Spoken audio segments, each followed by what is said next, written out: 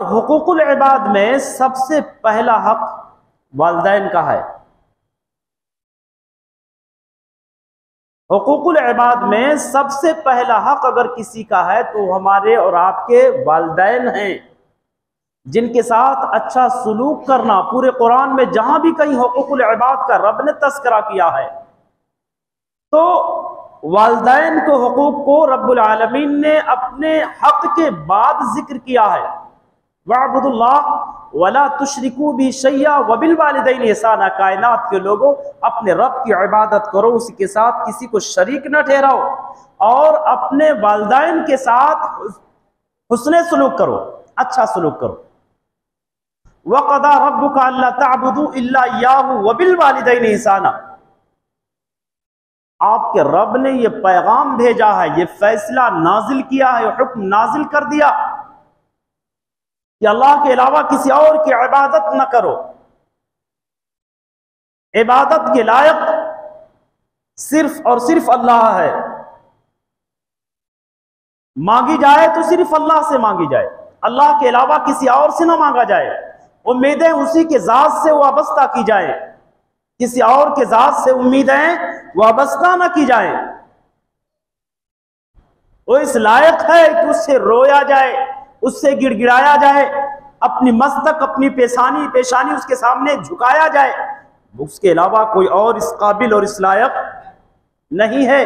वक़दा रब्बुका अल्ला तअबुदू इल्ला इय्याहु वबिल वालिदैन ihसाना। रब्बुल आलमीन ने अपने हक के बाद सेकंड नंबर पर, दूसरे नंबर पर वालिदैन के हुकूक का तज़किरा किया कि अपने वालिदैन के साथ अच्छा सलूक करो, उनकी देखरेख करना।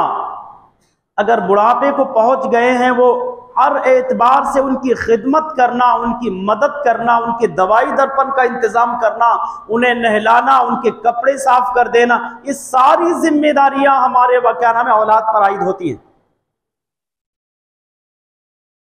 ये सारी जिम्मेदारियां औलाद पर लागू होते हैं। ऐसा नहीं कि वालिदैन जब बुढ़ापे को पहुंच गए हैं तो उनको मरने के लिए पलंग पर छोड़ दिया जाए। कितने वालिदैन ऐसे भी हैं जो बेचारे बीमारी की हालत में, बुढ़ापे के हालत में तड़प रहे होते हैं, एक गिलास पानी के लिए तरस जाते हैं, एक खुराक खाने के लिए बेचारे तड़पते हैं, औलाद के मुस्कुराहटों के मुंतजिर होते हैं। काश मेरी औलाद मेरे साथ अच्छा सलूक करती। वो वालिदैन जिन्होंने अपनी औलाद के लिए पूरी जवानी को कुर्बानी दे दी, न जाने कितनों से दुश्मनी मोल ले ली, जिन्होंने अपनी रात की नींदों की कुर्बानी दिया, जिनके जिंदगी में कभी चैन और सुकून न जिनको मिला औलाद के लिए। वो औलाद जब जवानी के आलम में पहुंचती है, शादियां हो जाती हैं, बीवी बच्चे वाले हो जाते हैं, उनकी सारी तवज्जो, उनका सारा ध्यान और ज्ञान अपनी बीवी और बच्चों की तरफ हो जाते, माँ बाप को एक तरफा डाल दिया जाता है। अल्लाह के वास्ते याद रखना, सारी कुर्बानियां बेकार हो जाएंगी, सारी इबादतें, सारी रियाजतें अगर हम मक्के के अंदर रह करके जिंदगी गुजार कर भी मरेंगे तो अल्लाह कबूल नहीं करेगा। हाँ, वालिदैन अगर गलत काम का हुक्म देते हैं तो वालिदैन की बात नहीं मानी जाएगी। शिर्क की दावत देते हैं, बिदअत की दावत देते हैं, खुराफात की रगबत दिलाते हैं, दुनियादारी की तरफ क्या नाम है गलत रास्ते पर अगर वो ले जाते हैं तो वालिदैन की बात को नहीं मानी जाएगी।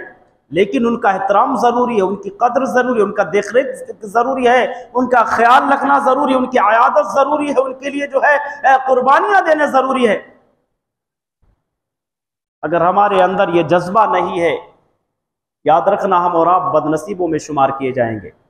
तो सबसे पहला हक हमारे अपने वालिदैन का है, हमारे और आपके ऊपर। हम में से जिसके भी वालिदैन जिंदा हों, हमारी और आपकी जिम्मेदारी बनती है, और मैं उम्मीद करता हूँ इंशाअल्लाह और अज़ीम कि हम अपने वालिदैन का एहतराम करेंगे। वालिदैन हमारे कितनों उजड़ किस्म के हों, हमारी कद्र करें या ना करें, हम उनकी कद्र करेंगे। हमारा एहतराम करें या ना करें, हम उनका एहतराम जरूर करेंगे, बदले में थोड़ा एहतराम करेंगे।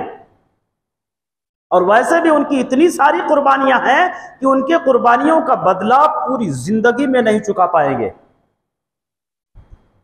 और हम में से जिसके वालिदैन वफात कर चुके हैं, अल्लाह रब्बुल आलमीन से दुआ गो कि बारे इलाहा कब्र के अंदर उन्हें करवट करवट सुकून और राहत अता फरमा, उनके कब्र को अपनी रहमतों से भर दे। रब्बुल आलमीन उनके कब्र में तू नूर नाजिल फरमा, हर एतबार से रब्बुल आलमीन उनके कब्र में जो है उनकी हिफाजत फरमा, उनकी मदद फरमा, उनसे जो उनकी जो छोटी मोटी लफ्ज़िशें हैं रब्बुल आलमीन अपने रहमत कामिला के ज़रिए से दरगुजर फरमा।